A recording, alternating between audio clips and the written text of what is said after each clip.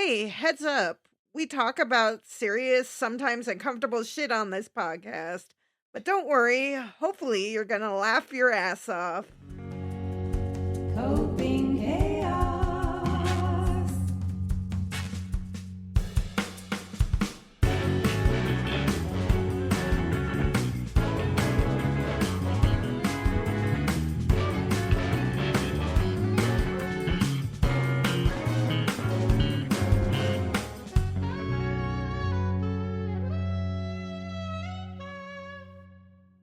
Thanks for joining us for Coping Chaos, a podcast about coping with the chaos of daily life while also navigating the uncertainties of mental illness. I'm Leia Williams.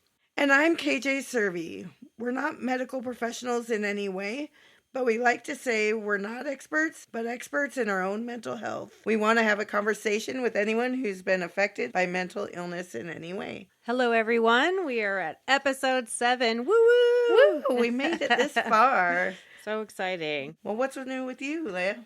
We have a lot of things going on at our house. We've been obviously house searching to try to find a new place. And one of the biggest reasons we're having a problem is because we just got a dog, which is wonderful, but it's hard to find a place with a dog. Yeah, we got a cute little dog. His name's Archie. We got him from my sister, Molly. She trained him for us and everything. And so he's just the sweetest, the cutest. He's actually Saya, my daughter's birthday present for her 17th birthday. But of course, I'm doing most of the work, which is, I knew that was going to happen. So it's fine. She's learning slowly. Yeah. She's just grateful she didn't have any children at this age because she's learning now that it's not as fun to take care of a being as you think it is. And how about for yourself? Well, I don't know if there's a lot new. We're just trying to figure stuff out. My youngest, she has turned 18, so it's that I want my independence, but I also, have autism and, exactly. do need help. And so that's our new kind of figuring out balancing. We're going to be going to Omaha pretty soon to see a show and see my niece and her son, so... Oh. Yeah, those are kind of the things in the horizon. Oh, heck yeah. Unfortunately, we're now going to be going into maybe some negatives about work. Positives too, hopefully. But today we're going to be talking about the way mental illness affects our ability to work and hold a job. This is definitely a big one for me, which is kind of why I was like, oh, we should start by listing our jobs. Because honestly, I have had so many jobs. And talking with KJ, you've also told me of so many different jobs, just different stories. And so I thought, oh, this would be kind of fun to be like, oh, well, I had this job and this job. After writing it down, though, I'm like, oh, wait, there's a lot. So maybe I won't share every single thing, but I thought it'd be fun to just share a few things that I've experienced. Like my very first job, I was 13 and I worked on a tulip farm because my best friend's family at that time, they owned the tulip farm. And so I was a bulb packer. Say that 10 times fast. And that one was actually, it was a fun job. We were in a dark room packing bulbs into these little see-through bags, but it felt good to have a job until I got my first check. And then I'm seeing the money taken out. And I'm like, I'm only 13, but I got it back later. But that was kind of a big thing. But I think the big thing that I really enjoyed about that job was the sense of freedom that I got. Like, I'm doing this myself. I'm making my own money. It was freeing. It was nice, especially growing up with so many siblings that it felt like I never had anything for myself that I could get it for myself. So it was nice. Yeah, after that I worked at Walmart in the overnight shift. That was fun. And then I joined the Army, which was a big part of my life. And then I worked for the Red Cross right after that on the Army base. And then I worked right after that at an ice cream parlor for minimum wage in Louisiana, which was like $5.55 at that time. And it's probably not much higher now. But it was crazy to go from getting paid a military wage to an ice cream parlor wage. It was big difference. But it was a good job. I'm trying to think. I also have done lots of food service. So I've worked Burger King, McDonald's, Arby's, Papa John's, Godfather's. Wow. And I feel like those are probably the most stressful. Retail and fast food, I feel like, are just so stressful. Anything customer service related when you're having to mask up or having to deal with very difficult people or Right. difficult people you're working with. Yep. I was naming off all these jobs because I was going to kind of say which one was my favorite, which one, gave me the most trauma, I guess you could say. But really, looking at them all now, I'm like, I think they all had different negatives and positives that maybe I'll just mention later in this episode. Yeah, maybe I'll just pass the baton back to you. Well, I had started off writing a story, and then he was like, oh, list. And I'm like, okay, I have way too many to list, but I got a little list. My first job was working at a TV station when I was 17. That's so cool. It was like right before I turned 17, I think. But I was in high school, and I was in a video production club and class, which, fun fact, when I was in 6th grade, we went on a field trip. And we went on a field trip to, now I know, as like a vocational school where the high schoolers went to learn a trade. I didn't know what it was. I knew it was high schoolers and jobs. I don't know. Yeah. And we went, and I don't know if I've told you this. So no, I don't think so. Really excited because one of the things said visual arts. And our biological dad was really good at art. Yeah. And to be totally honest and fair, I didn't know much more about him that much. I mean, some things, but yeah, I just always saw his beautiful art, and I was not good at art ever. And so, but I just always thought that's so cool. He always made these space things. Yeah. So I was so excited about visual arts, and there was all the other like woodworking and metals, and I have no memory of the rest of it. Oh yeah. And so we walked into the visual arts, and it was like a news studio. I was like, what? Whoa. Visual arts? I thought it was going to be like drawings and paintings and stuff. And it was a news studio. And I was kind of pissed. I was just like grumpy. But, I was a shy, quiet person. So, I didn't really show it that much. But I was, and it was so funny. They were assigning people to the different jobs in there. And I didn't really care. So they put me behind a camera. But it was funny because I'm short. And so they had to put me on a chair. Oh. And I was behind the camera. I put those headphones on. And I was in love. Like, I knew that's what I wanted to do. And I'd never had that feeling. But it was funny because I was just like, I want to be an artist. Like, my dad. And then I was like... And yet it led you to what you love. So yeah. So then in high school, when they had a video production class... Oh, yeah. You're like, hell cool. Yeah. And so my teacher, he really knew how much I, loved and how much care I put into it. We did like... the morning announcements and fun. Stuff that like would that. Be fun. That would be fun. So I guess the news station was looking to have younger people try and work there as a production assistant. And I guess my name was the only name he gave. Other schools had given other names. But that was the scariest thing ever. I bet. Because you don't know anything about that. You don't know any of the people. And I've never interviewed. And you're so young. Yeah. And so, but somehow I got the job. Wow. And you had to do the interview. See, like for my first job, it was like, oh, you have hands? Okay. Go pack the bulbs. I know. This was like serious. Like, oh, wow. And I don't know how I did. Again, I was shy. Never asked anything. I never talked to people. But that's such a cool first job experience, I feel like. But that was, 30 years ago. And I still have a really good friend. And she's the one who has a podcast that I've been editing for, 4 or 5 years. Oh, crazy. So that's how I started with podcasting. So, see? Yeah. Full circle. I also did telemarketing back in the day when you still had to look through the phone book. Oh, gosh. Oh, yeah. I worked at a auto glass repair place. Oh, cool. And so it was fun. And, I learned about stuff I didn't know, like rock chips and cracks. Oh, yeah. And insurance. I learned a lot about insurance. But I really did really well, which is weird because I'm not, I was super shy back then. Yeah. And I hit my quota. I was high on the charts. I didn't love the job, but there was a script. But if someone didn't need my help, I was like, okay, bye, and went on to the next one. A lot of telemarketers that I've had calls from, they try to keep you on. Going. Oh, I hate it. There's no point. They don't have a rock chip, then I don't need to talk to them. So I'm just on to the next. And that's how I, that's really smart. Yeah, went on with that. I mean, I've had lots of retail. I worked at portrait studios for a long time. I remember that. Yeah. I definitely remember that job. I started off just as an employee, camera and doing all that, which was a lot of fun. And then I ended up being a manager. I started managing a portrait studio. So it was Life Touch, and I did one at Target in Pittsburgh. And then I transferred from Pittsburgh to San Francisco. Oh, wow. And I was at a JCPenney in San Francisco. And there was 10 years where I didn't work. I did a lot of childcare and nanny when Zayden was little, my oldest. Then that was right before I stopped working for a long time.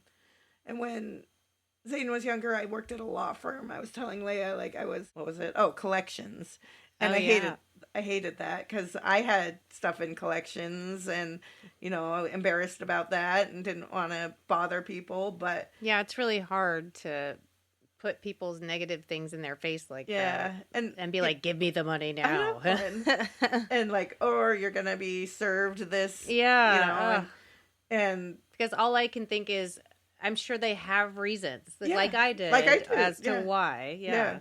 And that was really hard. But I was a single mom, and you have to do what you have to do. And that was the only job that paid, like I said, $13 an hour, which was a ton to back me. then. Yeah, it really wasn't. But like I was for all the other options that you had for jobs. Yeah, that's the kind of stuff.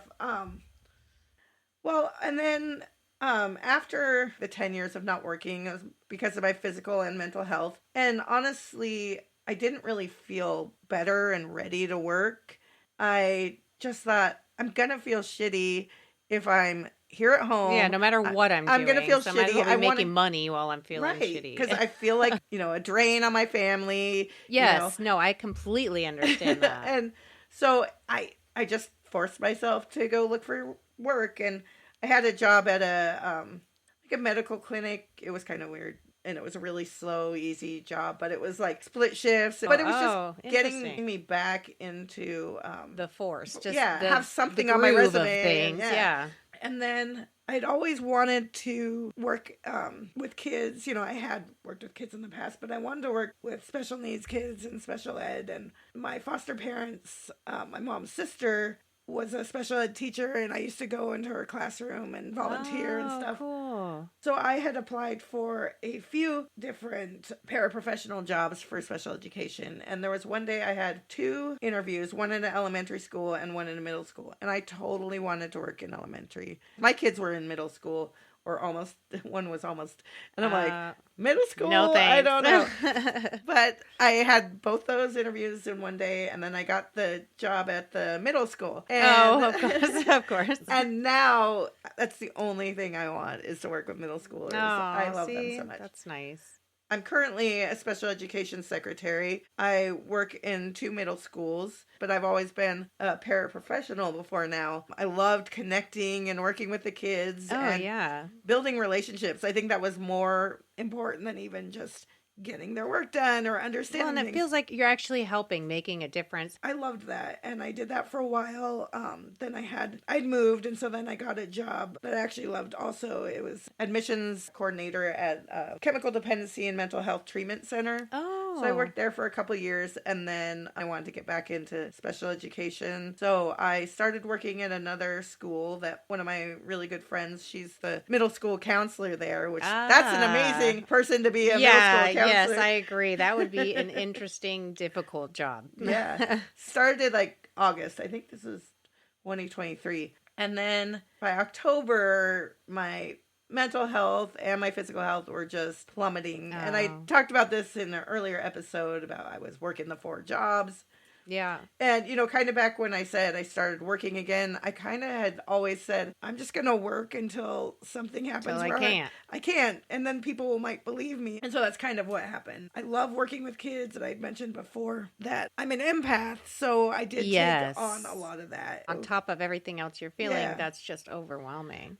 So that's when I ended up going into the hospital at the end of October. I just felt so horrible, like I was letting the kids down, that I wasn't there. But if you think about it, you were doing the best for them too, because you don't want to be in that environment when you're not stable yourself. So yeah, but you can't think that at the time, of course. And then it took a long time after, because I was inpatient, then had lots of partial hospitalization and outpatient, and they didn't clear me to have a full-time job for a while.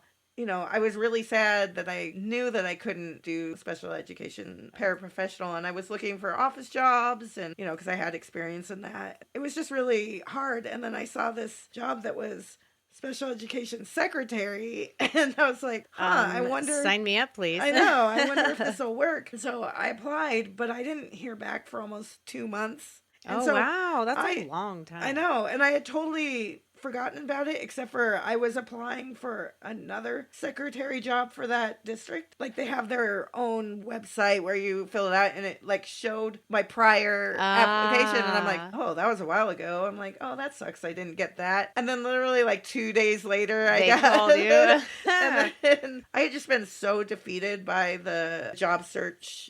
I almost didn't even go to the interview. I was like, I can't do this. You know, am I wasting my energy doing this when they're going to say no anyways? Yep. But I went, and it was great, and they hired me.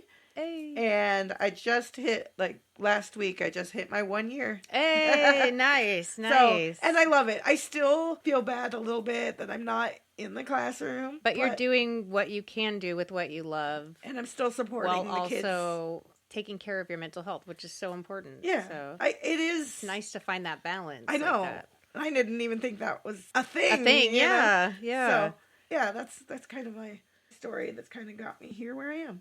Well, I know that since we're talking about our jobs, we're going to be talking about the different aspects of jobs, whether it's searching for job, resumes, interviews, difficulties at work, those kind of things, socializing with coworkers, all of those kind of things. We're going to just touch on one by one. But I'll let you, if you'd like to start, or you don't have to. But no, I was just talking a lot. But yeah, so it kind of goes into what I was saying anyways, like looking for a job. I kind of hyper focus on it. Like, I had the apps on my phone, and I was constantly looking, applying. I literally, most days I'd apply for like 10 to 20 applications, and it was all stuff that I fit, like office stuff that I had all the qualifications, or most. I don't know. I probably should have not had the apps on my phone, because it really did take a lot of my energy, and also not getting a lot of responses was really, depressing. Yeah, it's hard for self-esteem. Like, so, yeah. See, and I think for me, searching for a job, when I was younger, you'd have to go in, you'd have to grab a paper, you'd have to talk to somebody. It was the worst. And then you'd have to call them back every time. Now, they don't want you to do that. They don't really want you to come in. They don't want you to call them harassing, asking if you've looked at their stuff. They just want you to fill it out online. So that part I do like. I love that that's gotten easier. Yeah. But at the same time, it's like you said, every time I hear a ding on my phone, I'm like, is that them writing me? Or if I hear a phone call and I see that it's a number I don't recognize, which I don't answer, but I'm like, it could be an interviewer for all I know. And then I answer and it's, the call center. But you owe me money. But yeah, I also feel like sometimes it's more about who you know. Yeah. When you're getting jobs, especially ones that pay better, than it is about actual 100% skills. So yeah, not all the time, but it definitely is a good foot in the door. As they say. Yeah, exactly. Well, and then with searching for jobs comes the resumes, which goes right with it. And personally, I hate resumes. I feel like I've already filled out all this information already, and I know everybody else probably is feeling the same thing, but I've already filled out all this information. Why do you need to see it again in a neater version on some paper? It doesn't make sense. And then the cover letter, I'm always like, how do I write this so that it sounds good, but that I'm not like fakely sucking up to these people, because they're reading cover letter after cover letter. And so it's like, how do I make mine unique without it sounding too fake? Yeah. I want it to be genuine, but at the same time, why do you want the job? Well, because I want money, but I'm not going to say that. So, because that's the only real reason I'm getting a job is so I can live life how I want to. But yeah, I had a hard time because I had so many jobs. Yeah. Obviously, we just listed. I'm like, what do I put on? What is omitting information that they might want? Because the which overthinking. Which ones are going to make me look best versus which ones are not? And is the timing correct? And I hate it when they're like, what date? And I'm like, I have so many jobs. I can't remember the exact dates that I worked this. I can barely do month and year. Yeah. Sometimes it's just the year I can remember. So I do a lot of second guessing too, because it's like when you fill them out, the applications and put the resume in, they're like, is everything legally correct? And right. And I'm like, to did I the lie? best of my ability, but I could be wrong. I know. And I'm like, should I even sign this? Should I start over? I know. I'm like if I accidentally said 3 years instead of 2 years experience. Right? Are they going to fire me because I know. I never have lied on there, but if it was an accidental thing, that's hard for me. But once I get it done, I'm like, great, I have it done. And then I'm like, oh, I'm applying for a totally different job. I need to mix it up. And or I'll have to reword things so that it kind of fits with the job that I'm trying to do versus, exactly. The skills or oh, I didn't put this job on. But then I overthink it, and that's the biggest thing, overthinking everything. Exactly. And then comes interviews. The worst thing for a person with social anxiety. Let me just put 100%. that out there because I have probably sweat more before an interview than I ever have exercising. I'm just going to put that out there. I know too. One thing that sticks out in my mind first with interviews, I hate it when they ask me, oh, give me a positive quality and a negative quality. Because, I could go all day with my negative qualities. I think of it constantly. But when it comes to positive ones, I can even spin my negative qualities into positive qualities if I need to. But, thinking of a positive one, I feel like I have to make it up. And then I feel like I'm lying in my interview. And then I'm, watching their facial expressions and listening to the tone of their voice, am I doing this right? Are they receiving it positively or are they angry? I'm just trying to read them the entire time instead of actually focusing on the interview. And I second guess all of my answers. Everything I say, I'm like, did I answer that wrong? And then after the interview, I'm sitting for hours just going over the conversation over and over and over again. It's just, and then I hate it when they don't even tell you didn't get the job. So you're just sitting there waiting. I know. That's the worst. More of them ghost you, but the ones that just send even a form email that just says, oh, we went with someone else. Yes. I'm like, great, thank you. Yes, I know. I can move on mentally from this. I don't have to wonder if you're going to call me in a week. If that number I see on my phone is you, I know it's not because you told me. So. Yeah, well, for me with interviews, I'm very anxious. I'm kind of thinking about this last time I was looking for jobs. I was usually pretty prepared. I applied for tons of jobs and didn't get a lot of interviews. They were intermixed. So I really felt like I needed to be prepared. So I was pretty prepared with questions and things like that. I tried to be myself, even though inside I was sweating. Right. It was terrible. I'd wear cardigans so no one could see all my sweat. Right. Your brain's going, no, why'd you say that? And I thought so many of them went well. We were laughing, but it was still professional. It was light, but we all understood what we were talking about, and then nothing. And that's why I almost didn't go to that interview. Because you're starting to question, is it me? Am I just not perceiving things correctly? Or what is going on? Right. I was putting so much energy into this, and nothing was happening. And like we've said, we only have a limited amount of energy that we can do. And if you're seeing failure after failure, what's the point after a while? Yeah. So. And like you said, as soon as it's over, I'm like, oh, I think I did really good. But who's out there that did better? I don't know who else was doing this. There's, In fact, my poor husband, he's the one that listens to me because sometimes I'll say it out loud, the whole conversation to him, replay it to him to see if he can tell me if he heard something. Because he's an interviewer, so he interviews people. Yeah. So I'm always like, this is how the interview went. This is what I said. This is what she said. And he's like, wow, you can remember all of that, but you can't remember, where you put your glasses yesterday. I'm like, well, that's anxiety for you. Yeah, for sure. I know the variable of what I did and the effort and how it went. But we have no idea what was going on in their brain when they were doing it. I don't know who else was there, So are they smiling at me and really thinking, oh, I hate this person so much? That's how I always am feeling. I had an interview at a hotel, a very fancy, hotel. Right now I have a part-time job at a hotel on the front desk. I was applying to be the assistant to the sales team. So office assistant. So I thought that was really cool. I have office experience. I worked front desk at a, not a fancy hotel. Yeah, but still, you have enough varied experience from different things. And so, I wasn't perfectly, I've had this exact same job. Yeah. I went into that interview and it was two men, probably not much older than me, but in full suits. Oh, and I dressed up appropriately, but we went to this conference room. It was just me and these two men in suits. Oh, awkward. It was, but we laughed and talked about a lot of stuff. yeah, nothing came of that. No one said anything, but it was... That would have freaked me out, I think. It was pretty freaky, but I was trying to just be like, oh, and talk to them. But it was like trying to like show them what my experience, even though it wasn't one-to-one, but how it would apply, I thought it would have been good, but... Well, to me, whatever. It always just feels like I'm selling myself and unsuccessfully. Oh, no.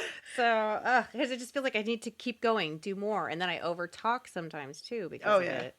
See, I don't have that problem at work. I'm starting to now be more comfortable talking, but... Well, I'm going to go in an interview, and then they're going to find out that when I was 4 years old, I tripped and, broke my tailbone or something. I'm going to tell them the weirdest things, and they're going to know everything about me. And I'll be like, why did I tell them? Now that you say that, I can be that way, too. I'm that way. Overshare. I'm that way in my life. I'll do that with strangers. Yeah. I know. People we'll be talking on the bus. I'm like, I want to tell this story, but I have to tell all this background. For the context. Yeah, exactly. And then I never get to the... Right? Because of all the tangents. Yes. I have the same problem. So what kind of difficulties have you experienced? What kind of things? Well, I think one of the biggest problems I have with work is attendance. It's definitely been one of the main reasons I've been fired from jobs is for attendance. I'm not a bad worker. It's just getting there. And this is how it is for my whole life with everything. It's getting started on it. And once I start doing it, I'm fine. But getting to the job has been always difficult for me. And even jobs where I'm 2 blocks away and I could walk there, I have a hard time getting to them unless I'm enjoying the job in the moment. Yeah, that's my biggest thing is that, or I feel like I'm being taken advantage of. I put 110% into everything I do. I try to learn from everybody else what they're doing. I'm a person that if I'm working, I need to keep busy. Yeah. Otherwise, I'm completely bored and the time goes by way too slow. So I'm keeping myself busy, whereas there's other employees that they just kind of chill the whole day. Yeah. Then I'm expected to be doing more and they're expected to chill because they know the managers know our attitudes or whatever. Right. So they're going to ask me before they ask Joe Schmo over there. There's more expected of you because they know you. Which is annoying because it's like, no, you should expect the same from everybody. And if somebody's going above and beyond, don't take advantage of it. Tell other people hey, look how this person's doing. Let's try to at least closely match where they're at or something. I don't know. I'm still dealing with some of that at the hotel. I mean, it's not bad, but sometimes I'm like, oh, I just put so much into this and then other people don't, but... And then they might slack more knowing you're going to be up next just because they know, oh, well, they'll do it, know? Yeah, I don't know exactly, but it just sometimes it feels like I have such a big work ethic and I don't know if others do. No. And I don't want to throw my coworkers under the bus because that's not what I mean. I'm trying to do it for myself, not for to show off or to make it so that everybody else has a harder time. It's just, I'm just trying to keep myself busy or do the job properly. Yeah, I have a hard time in the past with miscommunications. I've brought up things that have bothered me. I never would have done that in the past, but it was something that really bothered me, and then I was told, well, I brought it up in the wrong way, even though I was in a meeting that said, how can we make things better for each other? Yeah, communicate with us, tell us, and then you tell them, and they're like, oh, you did it wrong. And you're like, well, what? It was a pretty emotional, but it was appropriate. It was only a small group, whatever, and that's just one time. But, things like that, and also me being shy and quiet and, not advocating for myself. That's a big thing. And, I lost opportunities. I probably didn't get jobs that I could have. Yeah. That's something just in the last 6 years that I've really started learning when I worked at the treatment center. I'm like, all right, you're in your 40s. You've got to figure this shit out. And so I did just start asking clarifying questions, which sounds really easy, but it's not. Because I'm like, are they going to think I'm stupid? And I don't know. But no, they want you to, because they want you to do it right. And they want to know you're engaged. And so I'd ask questions. And even though I was scared that I wrote something wrong and, I'm like, oh, did you mean this? And even they say, no, I didn't mean that. I meant this. They were happy. They weren't. Yeah. If I did make a mistake, I was like, oh my God, it's going to be the end of the world. Da, da, da. And they're like, yep, this wasn't great, but here, let's learn from it. And this is what we should do. This is how we fix it. And then they knew that I would like not do that again. Yeah, you know? yeah. And that's, I think, the point is learning from your mistakes. But in the past, I wouldn't say anything. I would, I'd quit before I like. Oh, would, yeah. See, and for me, I was like extroverted in certain ways at work. Yeah. But when it came to just and it's kind of like how I can help other people, no problem. I'll ask a guy to help somebody else. But when I need to ask for my help, I can't do it. I just can't. Yeah. And the biggest difficulty is figuring out how to do the tasks for my jobs with my mental and physical conditions. Yes, exactly. And a lot of that is just rest at home and do nothing. Right? Because to prepare yourself. Yeah. Yeah. To prepare and repair, it's yeah, like, yeah. So I know for me with working too, one of the biggest things is the whole day is dedicated to wherever, like, I know I have to be at work at 1. I'm going to be thinking about that from the time I woke up until 1. And so it'll feel like I spent that whole time getting ready. I couldn't even focus or do anything else because I'm just so concerned with thinking about what's going to happen at work and what am I going to do once I get there and all these other things. That happens to me, especially when I'm working an afternoon job, because when I'm doing morning, I get up and, there's nothing before or whatever. Yeah, yeah. My part-time job at the hotel, I work Saturdays and I start my day at 3. So in my brain, I'm like, even though I'm like 15 minutes or less from there, I'm like, I have to leave by 2:30. So I'm going to start getting ready by 1:30. And so I have to eat before that. Yeah, and exactly. So, like, if there's anything to do, like, we always, Lucas likes to do grocery shopping on Saturdays. So it's like, you want to come grocery shopping with me? I'm like, oh, what if something happens? And then, we got a flat tire and then I can't get to work. Right, and, I don't get home by 1:30 to get ready to leave by 2:30. Exactly. Then we'll throw everything off. And then I pull in 15 minutes early and I listen to a podcast, but that's way better than being late. Yes, exactly. So, exactly. anything, if I have any plans like in the later afternoon, I struggle. And I have been letting Lucas guide me a little bit more and just be like, it's okay. Yeah. And if for some reason I had to be late or something, it's not the end of the world. Even if I lost a job, it's not the end of the world. Yeah. And, to give myself so much anxiety and OCD stuff, like it's a lot, but I can't help it. Yeah, exactly.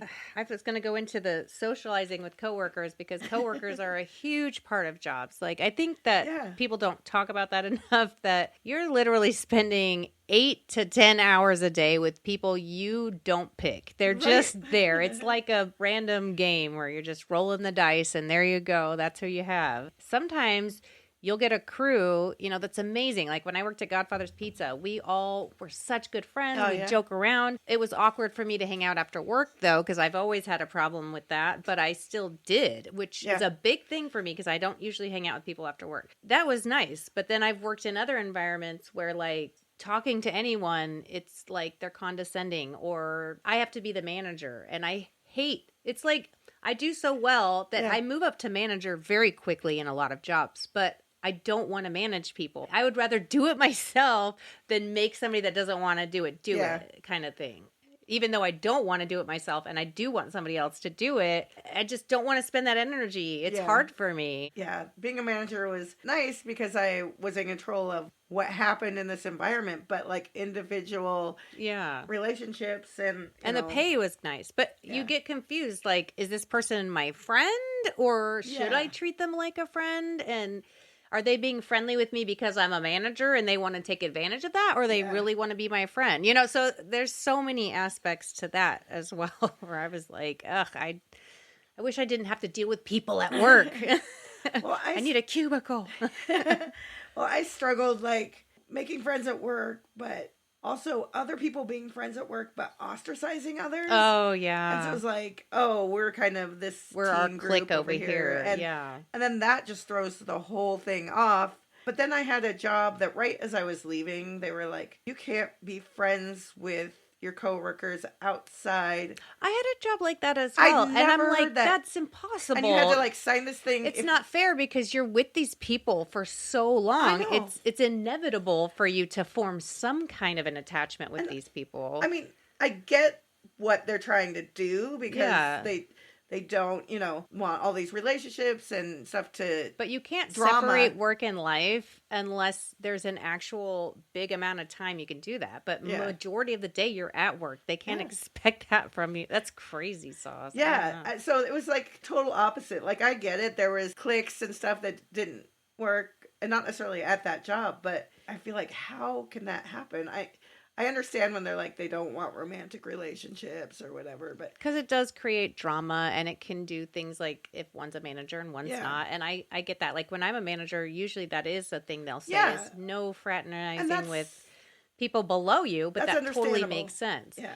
But to say not at all, that's like, okay, that's impossible, but okay. I'm already out of here, so okay. And, maybe it works.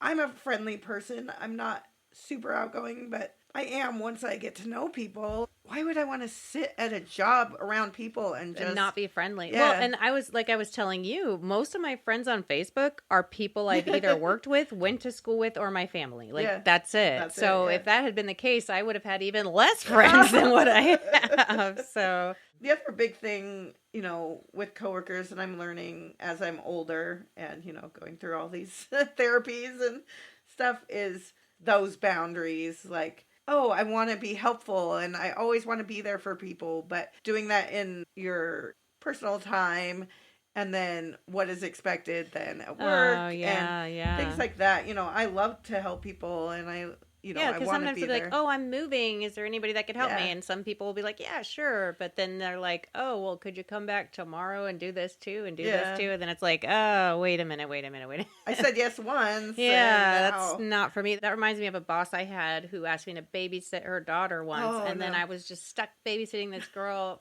She was a sweet girl, but I just didn't want to have to do that on top of everything else I was doing. And she did not pay. It was like free. What? So, yeah. Oh, no. But she was like being nice and stuff. But, I'm like, I did it once as a favor because you had an issue. I did it twice because I didn't know how to say no. I'm on number 5 now, and I just can't do it anymore. Luckily, I got to the point where it was just like, I can't do it. I just can't. And then she's mad at me, like, well, you should have told me that a week ago. Da, da, da, da. I'm like, girl. Well, I love how the next one's managing tasks, since I was talking about being a manager, but I had written on there on managing tasks, multitasking is not a good thing. And I learned that in one of the group therapies I went to, and they're like, if you're giving your attention to this, and this, you're not giving 100% of your attention to those things. So the real way of multitasking is, prioritizing and all that stuff. Yeah, efficiently doing the tasks. But a lot of retail, customer facing, Oh, yeah. Food. Sorry, I was saying. Oh, yeah, fast food. Yeah. All that. It requires multitasking. You have to multitask. And so you do forget things, or you do things, maybe not the exact standard or whatever. Because there's too high of expectations to be able to. And that's because they're not hiring the amount of people they should. So they're putting more things on people. That's how it always was at fast food for me. As the manager, as a crew member. We were doing extra that we shouldn't be doing that was not on our job description. But because they don't want to have those labor hours, they're like, oh, well, you can just do it, and you can do some, and you can do some. And it's like, no, that's not how this works. Yeah, there is a way of multitasking, but if you really break down multitasking, it's like, no, you can prioritize. Yeah. It's kind of like being a druid, where you're a little bit good at a bunch of things, but you're not perfect at any one thing. You're just kind of doing a little bit of everything. I wrote down under that, notes. I'm old school, Gen X. If the phone rings, I'm like, this is what I was doing. Yes, yes. When I was an administrative assistant at Dick's Sporting Goods, they called me the Post-it Queen, because I had Post-it notes of every color just everywhere, and I'd bring them to people. I just had Post-its everywhere. That's right when people started making notes on phones, and they're like, just switch to the phone. I'm like, but this is more colorful, more fun. And they're like, I like to be able to get it. Well, it's also satisfying when I finish it to crumple it up and throw it away. Like, I finish that, and then I look in the garbage at all the things I have accomplished for the day, and I'm like, yes, this is wonderful. Yeah. Post-it note confetti. Well, it's funny, like, when I started this job, like, they were telling me how to do certain things, and I write them step by step. And even now, like, I know I've been doing this job for a year, but I still go back and be like, make sure that I didn't skip anything. And I don't do that every time, but I'm like, oh, I didn't do this in a little while. In fact, if a job has a list that they have, I really love that. Oh, yeah. Because it's like, I know exactly what they want. There's no manager being like, well, we kind of want you to do this. It's like, no, this is what your job is. These are the tasks you need to do. Some places I've worked for, they'll even have like what to do when you have nothing to do type of task list. And I love that too, because I'm like, heck yeah, let's do it. My job at the hotel, my favorite thing about it is you have a checklist. You work the PM shift, you grab this little piece of paper, and I'm like, done. I love that. Done. I love that. I know exactly what you want me to do. If it was busy and I was the only one there, if maybe I couldn't do one, it's easy to know exactly what it is. Like, you just give the paper to the next person. Yeah. I love that. But most of the time I can get everything done, and it just makes me feel like, okay. Yeah, it keeps you more on task. I know what was expected of me. I know I did it. The visual proof for me. Yeah, it doesn't. I don't even care that it's visual proof for the management. It's like, I know I did what was expected of me. Exactly. So, I know I did a good job as the best that I could with what I have. So, doing a good job without trying to make it perfect, going above and beyond, but not being recognized. That's kind of what I was saying. Having that checklist. Yeah. And then you don't go too far beyond either to try to make it so that they take advantage next time. You just do what's expected. Or I cross boundaries, like, oh, you shouldn't have done that. Yeah, or, I know what exactly. I'm supposed to do. So. Or if somebody asks you to do something that's outside of that, you're like, actually, I'm pretty sure I'm not supposed to, according to this, or whatever. At least you have something that you can. Or, okay, check with your manager. Well, I think the next thing I'm going to talk about that we have down here is like customers, talking to customer facing, things like that. For me, it's a big, like, I think of masking when I think of these things because, like, I can't count the amount of times I've had people that meet me outside of work and they're like, oh, you're different than you're at work. I'm like, well, yeah, I'm fake being nice. So now you know me and I'm an asshole. No, I'm not really. But I'm just, I don't know. I feel like this actually kind of goes with socializing with coworkers too, though, because I feel like I'm putting on this face for everyone and it's tiring. It takes a lot of energy to do that. But at the same time, I don't think I could do the job without masking. I couldn't do it if I was myself. So I have to act out this role of who I think I should be in this situation. Yeah. So, but the whole masking thing, like, trying to make sure everybody's happy, and so I'm gonna be extra happy. Because if they're happy, I'm happy, essentially, because when they're not happy, I'm the one that pays for it. Exactly. Yeah. I don't know, it's not complete disassociation, but this is me at work, and I do like being around these people. I do like this environment. It has nothing to do with how depressed I am or any of that. Yeah. So it's a weird balance, and sometimes it's easier and sometimes it's not. Yeah, every day sometimes it's different. Cry, and you know what? That doesn't mean I don't like my job. That doesn't mean I shouldn't be there. It just needed to happen. Yeah, I got to get the tears out sometimes, or they build up, and then nobody likes that. So, well, leaving a job. That one I've have a lot of experience with. I've been fired from many jobs and I've left many jobs. Yeah. I actually think being fired is easier, which sounds terrible because I don't have to say anything. They just write me. They're like, you're fired. I'm like, cool, sorry. And then I go pick up my last check, or I make Ryan go do it. That's what I put. I put quitting is like letting people down, second guessing, all that stuff is like, yes, exactly. I'm like, I don't want to have a huge conversation. They'll always want to be like, well, why are you leaving? How long do you have?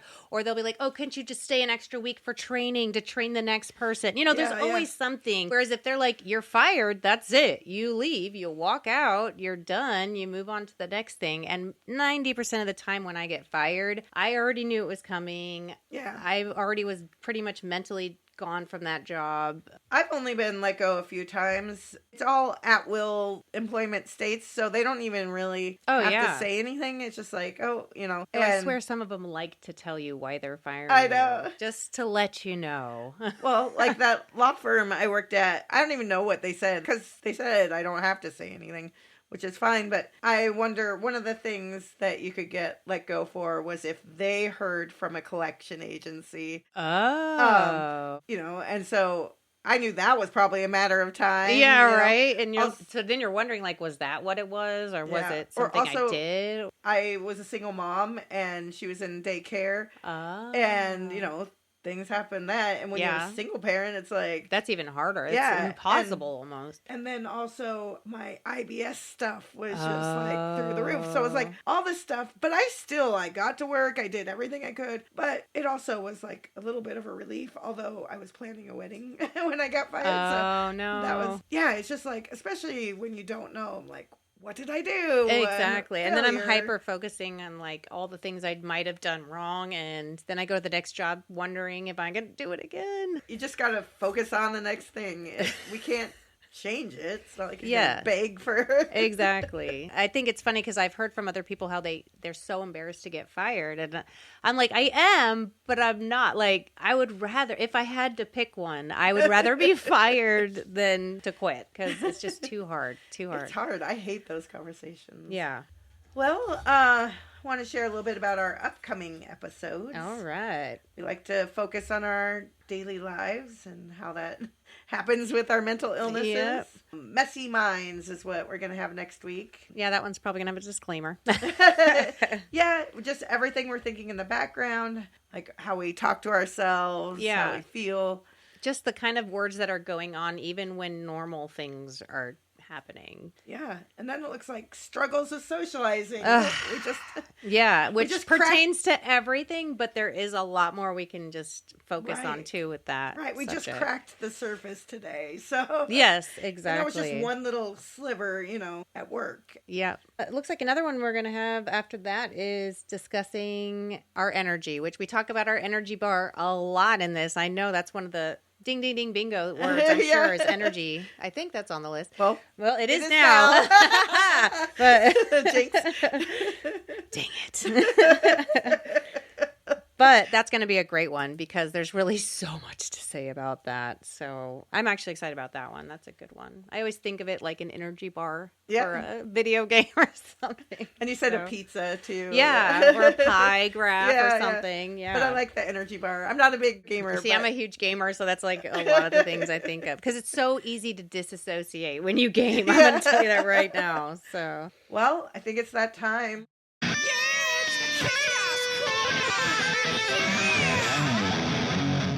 Well, maybe I will start today. Yeah, sounds good. This one, it involves a random person that lives with us at the building I live at. I have mentioned before I smoke marijuana to help self-medicate kind of for myself, though I do have a medical card, obviously. But I go outside to smoke every time because I have children, so don't smoke inside with kids. And you're respectful. Yes, exactly. And so I'm going outside and I'm smoking, and I did not know this guy at this time when this happened, but he pulls up in his car and he sees me, and then he just stops his car, and it's like in the middle of the parking lot where you drive in the parking lot. And he gets out and he comes up to me and he's like, you. And I'm like, what the heck? Like, who is this dude? He's like, why were you knocking on my door at 4 a.m. last night? He's like, and you lost your key. And he's like, I was trying to look for you to tell the manager who you were and I couldn't find you. And now I found you. And I'm like, what are you talking about? Who are you? Where do you even live? Do you live here? And he's like, yeah, I live. And he lives in the room, which is like right by the back door where I go to smoke. So after this situation, guess who I saw every day, all the time, and I still see him now all the time. But he's just sitting there, and he's angry. He's very angry. Like, you were peeking in my windows. You were looking at me. You were trying to get in my door. And I'm like, I don't even know what you're talking. Who are you? What is going on? God. And there was this other dude that was outside with me, and he had been chatting with me, and I didn't even know that dude either. But he's like, are you sure you have the right person? She doesn't even look like she knows you or knows what you're talking about. Right. And that guy's like, I know it was you. He's like, you look just like you. You have the same kind of jacket on. And I'm like, what are you talking about? And I'm like, I do go out sometimes at 4 a.m. to smoke if I can't sleep, but I never have knocked on anybody's door. And then he's explaining it that it's like some sliding door he has because he has a suite room, which I guess has 2 doors or something. I don't know. But his room, I didn't even know where it was at that time. And I didn't even know him. I didn't even know he lived there. So it was so stressful, and I'm freaking out, and I don't know what to say. It turns out, though, later on, he has schizophrenia, I guess. Okay. And so he's very paranoid. He's severe paranoia, and there was a woman that had been knocking on his door, because I went and I talked to the lady at the desk, like, it wasn't me. You know, if he comes up and tells you, you know, because I was scared that I was going to get in trouble for something I didn't even do. Yeah. And then she's like, oh, well, don't even worry about it. He has cameras everywhere. So, you know, even if he caught somebody, you know, if it wasn't you, he would have caught. And I'm like, oh, he does. And then I go back out and I'm looking, every window of his has a camera in it, which that's cool, you know, if that makes him feel better. But it was so scary because this guy just stops his car and he's looking at me with like a death stare, you know, and like, why, what are you looking for? Why are you, you know, kind of like, what is it you want from me? And I'm like, who are you? I don't even know. Oh, it was crazy. And then just recently, like a week ago, I found out he's moving out. Okay. In a little bit. He saw me in the hall and he just was like, oh, hey, how are you doing? And smiling, you know, and seeing the dog, and because he really likes the dog. Yeah. And so he's like, Archie, hey, Archie. And I'm just like, what is happening? But which I totally understand, but at the same time, it was so hard for me because I didn't know those emotions. Yeah, I didn't know what to think. I didn't know what to do. I didn't want to say the wrong thing. Yeah. But at the same time, I completely understand schizophrenia a lot because I knew people with it, and so paranoia is a huge part of that, and you can't really control it. It's just. Like, it's like how I feel people watching me, but times like 100, you know, because I already have those feelings myself, too. Same. But at the time, it scared the shit out of me because I, first off, am like, oh, great, I'm starting drama at this place. They're going to probably kick us out or something. Oh, no, I don't know. I was just, my mind was reeling. It was reeling. Right. So, it was... That was chaos. It's hard. I've only been like in situations where someone was like hallucinating or things like that only a couple times, but it takes so long to like wrap your head around what is happening. Yes. They're saying little things that you're like, that doesn't sound right, but maybe they're misunderstanding, and then they keep saying things and I'm like, you're not seeing what's really here, you know? Yeah, exactly. Because I'm not experienced with that, I'm like, I mean, I have all the intrusive thoughts, but I don't have like hallucinations. And so it's hard to just get to that point where you realize, and then you're like, oh, okay, this has to be handled differently. Yeah. But at first you're like, what the fuck is going on? I was scared. I was so scared. And it like the whole rest of the day was horrible. But now it's like, even though I know to steer clear of him because he's told everybody he's not medicated and he doesn't want to be medicated, and that's his choice. That's totally cool. But you have a family. Yeah. So I'm like, we're going to stay away from that. Yeah. But you do have the empathy, and that's. Yeah. And I completely understand. Yeah. Like, he didn't attack me on purpose, like to scare me. He really thought I was watching him. So yeah, it was very interesting, very chaotic. But it's one of those things there, it was total chaos in the moment, totally scary, but then you can think about it afterwards and understand it a little bit better, so it's not quite as bad. So, how about for you? Well, this one I'm like, should I even share this? Are people gonna hear it? But I feel like I don't judge people right away on things, and I feel like, hey, if you make someone feel like this, maybe you should know. Yeah, you know? So exactly. It's funny because I had this written down and it does have to do with work. So it works perfectly. Yeah. Like I said, I work at a hotel like twice a month, usually on Saturdays. And there's a gentleman who was training for the overnight shift with someone else. And so he comes in a little early because he walks and stuff. And this is only the second time I met him last night. It's hard. I don't want to say this guy's creepy or this guy, but he gives off a bad vibe the way he is. It's like he tries to be friendly, but he's also slightly aggressive. And again, I feel bad saying this. Some people don't realize that they're coming across that way. Or some people do and they enjoy that they're coming across that way. So it's hard to know. Yeah. And I try not to judge, but I definitely get bad vibes and creeped out. And you have to go with your intuition on those things. Totally. And that's what, he comes on strong. Like, he's very demanding. Like, the first day I met him, it was Valentine's Day at the hotel. And it was insane. There were 2 sports teams. I was, like, way behind on everything. And it was pretty much time for me to go. And he's like, kept almost demanding that I help him clock in. I'm like, dude, I'm helping this person. Lord. I have to do this. I have broken fingers. I can't. And I'm like, yeah, like, what are you even doing? I don't know. Right? He was just like, you need to do this. And then that day was like a shit show. So I just wanted to get out of there. And then, this is 2 weeks later, I guess, last night. And, when you get to meet people and you're like, oh, what do you do? How, yeah, just married. Small talk but or like, whatever. He was rapid fire. He was like, whatever made you think of having a mohawk? Why would you just out of nowhere have a mohawk? I'm like, oh my gosh. And I'm like, how much do I say? Why do I react? And I'm like, I'm just always been a punk rocker. That's what I said. And then he's like, asking me about all my tattoos on my arms, wanted to know about what everyone meant. And then he was like, that one doesn't even look real. Can I touch it? And I'm like, I guess you can touch it. No, don't touch me.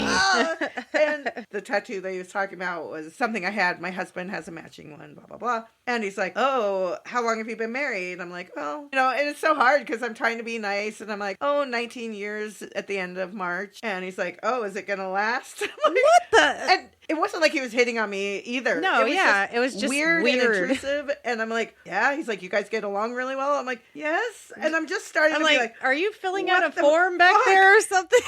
And he's like, are you interviewing me for something? What does your husband do? And I'm like, and I'm answering these, but I'm like, in my head, I'm like, what the fuck? Why am I answering? But it's like, don't have any time. And he's like, rapid fire. He's like, where do you live? And I'm like, holy crap, I should not be answering this. I'm like, oh, Egan, Burnsville, somewhere. I'm like, oh my God. And, oh, you look like you're 29. Oh my God, I do not. I know maybe I look younger than 47. You do look young. But you do look young. I don't look 29 at all. Again, it wasn't flirting. It was just odd and weird. How do I answer this? What does he want to know? And like my favorite podcast, My Favorite Murder, they have a saying called fuck politeness. And it's more about like trusting your gut and not feeling you owe, especially anybody, men, anything. And so I love that saying. I got it tattooed on my thigh this summer. But it's hard to put into practice. I'm so nice. But like when they start asking, where do you live? But we were taught growing up that you just kind of take it. Yeah. So I feel like a lot of it too has to do with a little bit with that too. Yeah. And I hate, I was like gaslighting myself, like, oh, he's just asking. But my gut felt weird. And I'm sorry, dude, if you listen, or you're out there and you seem to come on strong to people, maybe realize that, especially a lot of people have had trauma. And I mean, I'm one of them. I don't know. It felt really uncomfortable to me. See, and I think that's the big thing, because you can go about it being like, if it didn't feel uncomfortable, you could be like, oh, well, maybe he's autistic or, something like that. Could be, but if you I feel like that's a big thing. Your gut feeling really, it's your intuition, you use it based off of what you've already done and experienced in the past, energies you've experienced in the past. At least that's how I believe it. Yeah. So if you're feeling that same energy, which is a negative energy you've felt before and experienced before, you're not going to want to deal with it. So you are valid in your thoughts, because there have been many times where I wished I had not joined a conversation with somebody because I knew that they were creepy, and then I decided to anyways because I was trying to be nice, and then I got myself stuck in a situation with a creepy person. So don't get me wrong, I did answer all of his questions. But I tried to be more and more vague as I was like, what the fuck is happening? Yeah, you're more conscious about these things. I don't know. I don't want to judge people, but I just felt really uncomfortable, so I'm sharing how it felt. Yes, and it's really a perspective thing anyway. And maybe I'll learn someday that no, that was the wrong thing. Yeah, it's different if it's like a mutual calm conversation. Yeah. You're not asking him the same questions and he's not answering those back. It's just literally an interview. It's like, I want to get out of here, go home, go to bed. Yeah. I can't deal with this shit right now. Well, thank you for sharing that. I think it's hard to share ones like that when you are unsure of exactly how it's going to be perceived by whoever else hears it. But I think that that's such a good one to share, because I have that feeling a lot in conversations. Like, should I keep continuing this to be nice, or should I actually stop because I'm uncomfortable and I need to move on? Yeah. Well, I want to hear everybody else's. Yes, chaos. Please share. And you can find us all over the place. We're on Instagram, Facebook, TikTok. Yes. We're on YouTube, but I haven't really put anything up there yet, but I will. We're at Copingchaospodcast. So you can find us there. We have our logo, so easy to find. Oh, yeah. And we're just excited that now we have our Patreon page. Yay! We mentioned a little bit earlier, but Yeah, KJ's been knocking that out. All of our social media, honestly. But I'm trying. I'm getting there, but we're learning TikTok. Oh yeah, we just learned how to make actual TikTok videos. You should have seen us. Oh my gosh. Well, a couple of weeks ago, we were making a really good one. Go check them out. They're really silly. Yeah, they're fun. But we didn't know how to use TikTok, and we're like Googling how to use TikTok. And Google didn't know either, by the way, because everything Google told me was not helpful. And then this last week, both of our teenagers have taught us all this stuff. Exactly. They're like, oh yeah, you can pause it here. You can do a countdown. You can do all this. And I'm like, oh, that would have been helpful for the 80 times we did that first video. And we're like, oh, two oldies trying to do this is just crazy. But today my daughter came down and showed both of us. And she even showed me something I still hadn't learned. And I'm like, oh, even more to know. She showed me the other day and I couldn't remember, but yeah, so we're having fun. We want you guys to have fun. And we want to hear your comments on our videos. Yes. Let us know what you think about them, too. Yeah. Sometimes I'm having self-esteem issues with these videos, so you need to just buffer up my self-esteem and just say, these are awesome. I love these. Well, we have gotten a lot of, hearts and stuff. So, yes, but we want more. We want reviews. We want everything from you guys. Yeah, so join our Patreon. We are just starting. I don't have anything up yet, but we are going to put extra Chaos Corners on there. Yeah, it's a great way to support us when you don't know any other way to. Like she said, there's 2 tiers, so... We just want to be able to keep bringing you stuff, keep building this community. Yes, exactly.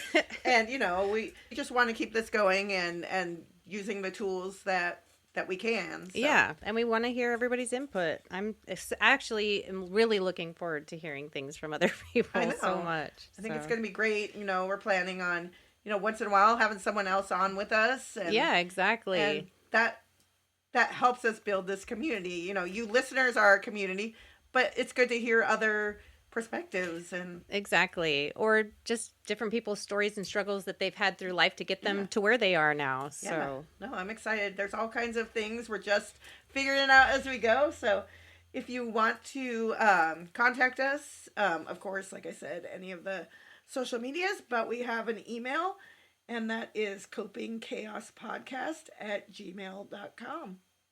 Well, we did another one. Probably the longest we've done so far. Yeah, right? We'll see when I edit it where it goes. Well, we just love you guys so much. The biggest thing we want everyone to know is that you're not alone in this. We want to be a safe space to share our experiences as a community. Exactly. We love you guys so much. And thank you so much for listening to today's episode of Coping Chaos. And as always, we will see you on the next episode. Bye. Coping Chaos is hosted and produced by KJ Cervi and Leia Williams. Audio mixed and edited by KJ Cervi. Our theme song is by Lucas Cervi and Leia Williams. Artwork is created by Lucas Cervi. You can now follow Coping Chaos on Instagram, Facebook, YouTube, and TikTok at Copingchaospodcast. We have also started a Patreon at Copingchaospodcast, where you can help support us and have access to exclusive content. Please feel free to rate and review wherever you stream. Send us your questions, stories, and Chaos Corner moments to copingchaospodcast@gmail.com.